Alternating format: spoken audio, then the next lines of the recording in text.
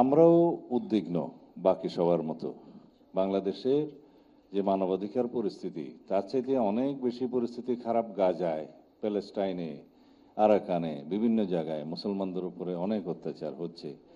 সেখানে আমরা জাতিসংঘের মানবাধিকার কমিশনের ভূমিকা এরকম দেখতে পাই না।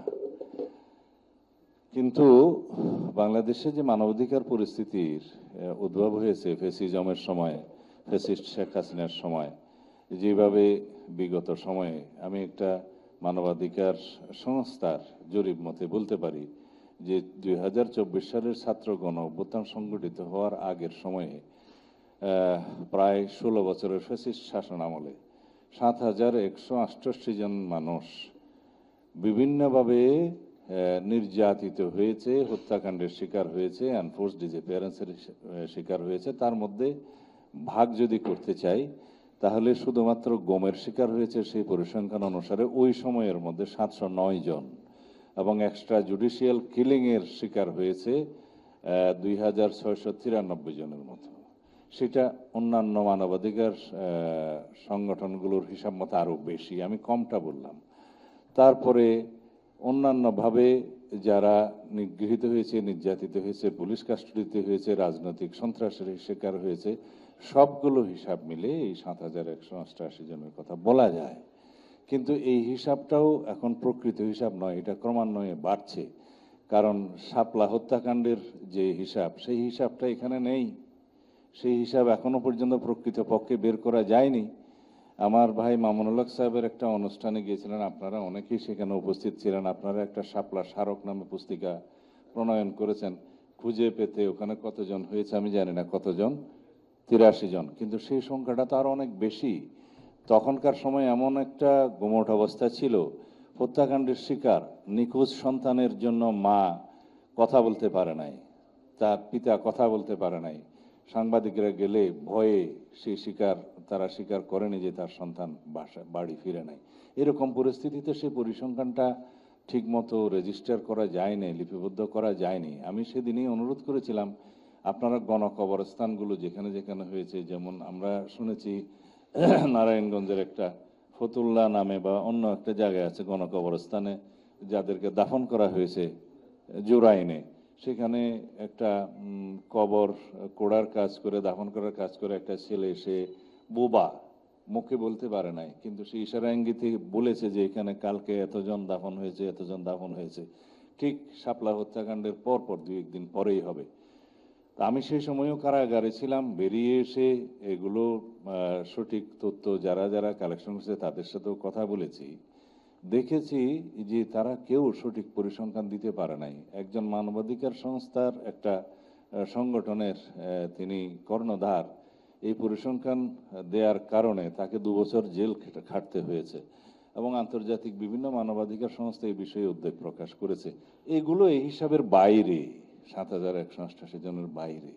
এরপরেও কত হত্যাকাণ্ড হয়েছে, কত মানবাধিকার লঙ্ঘন হয়েছে, এবং 2024-এর গণ অভ্যুত্থানের 1400 মানুষ নিহত হয়েছে, শহীদ হয়েছে বলে জাতিসংঘের রিপোর্টে এসছে, এবং 20,000-এরও বেশি পঙ্গুত্ব বরণ করেছে, 500-র বেশি মানুষ 2 চোখে অন্ধত্ব বরণ করেছে, 1 চোখের অন্ধত্ব এখনো পর্যন্ত পরিসংখ্যান নাই অনেক, যারা চিরস্থায়ীভাবে পঙ্গুত্ব বরণ করেছে, বঙ্গ হাসপাতালের দৃশ্য দেখা যায় না। এগুলোর এই সমস্ত human rights violation, severe human rights violation, abuse of human rights বাংলাদেশে যেভাবে হয়েছে, সেই প্রেক্ষিতে জাতিসংঘ মনে করেছে, সরকার মনে করেছে বাংলাদেশে একটা মানবাধিকার অফিস স্থাপন করা দরকার, এবং সেটা সরকার কোনো রাজনৈতিক দলগুলোর সাথে আলোচনা ছাড়া, বাংলাদেশের মানুষের সাথে কোনো সংলাপ ছাড়া, কোনো মতামত ছাড়া একটা এগ্রিমেন্ট করেছে। সেটা ন্যায়ানুগ হয়নি। এই ইন্টারিম গভর্নমেন্টের নীতিগত কোনো সিদ্ধান্ত নেওয়ার আসলে মৌলিক কোনো অধিকার নেই। তারা এই সমস্ত যেগুলো মৌলিক সিদ্ধান্ত, বৃহৎ সিদ্ধান্ত, এটা নেওয়ার ক্ষেত্রে রাজনৈতিক আলোচনা দরকার। এবং বাংলাদেশের সামাজিক পরিস্থিতি, আমাদের যে ধর্মীয় সংস্কৃতি, আমাদের সাংস্কৃতিক সংস্কৃতি এবং বন্ধন, এগুলো কি কি এলাও করে, কি কি জিনিস এলাও করে না, সেটা আমাদের বিবেচনায় নিতে হবে।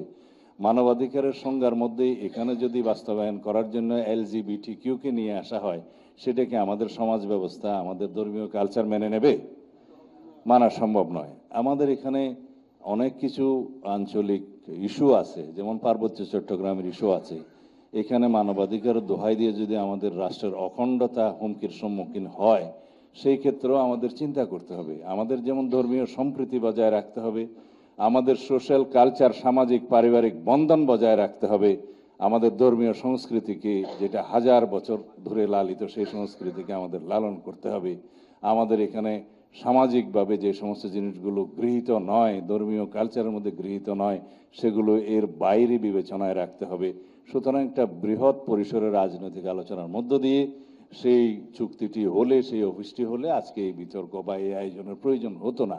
সুতরাং আমি আশা করব যে 3 বছরের জন্য চুক্তিভিত্তিক যে মানবাধিকার মিশন অথবা অফিস স্থাপনের অনুমতি দেওয়া হয়েছে, সেটা রিভিউ করার একটা সময়সীমা আছে। সম্ভবত সেটা 1 বছর কি 2 বছর পরে রিভিউ হবে, আর 3 বছর পরে সেই কন্ট্রাক্ট রিনিউ করবে কিনা সেটা পরবর্তী সরকার বা জনগণ বিবেচনা করবে।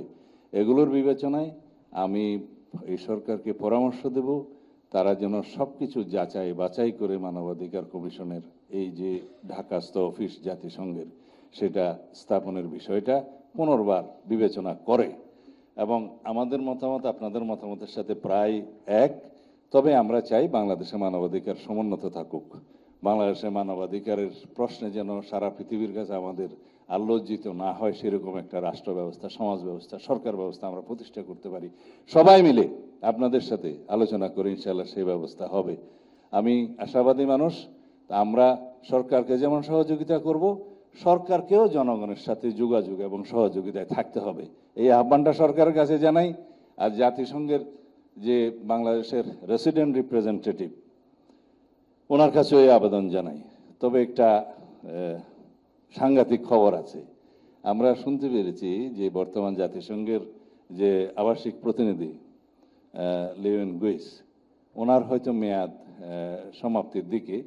ওনার স্থলে যিনি আসবেন, তার ব্যাপারে আমরা কিছু আপত্তিকর কথা শুনেছি, এই যে তিনি হয়তো বাংলাদেশের সরকার তাকে অনুমতি দেওয়ার আগে সেই বিষয়টি বিবেচনায় নেবেন। আমি এর বেশি খোলাসা করে বলতে চাই না, বিষয়টা সেন্সিটিভ। তিনি যদি তার ব্যক্তি আচরণের বিষয়টা বাংলাদেশে ইমপ্লিমেন্ট করতে চায়, তাহলে হয়তো আমাদের সমাজ ব্যবস্থার জন্য সেটা একটু অসুবিধাজনক হবে। আপনারা যে যা বোঝার বুঝিয়ে নেন, আমি এর বেশি খোলাসা করে এই মুহূর্তে বলাটা ঠিক হবে না।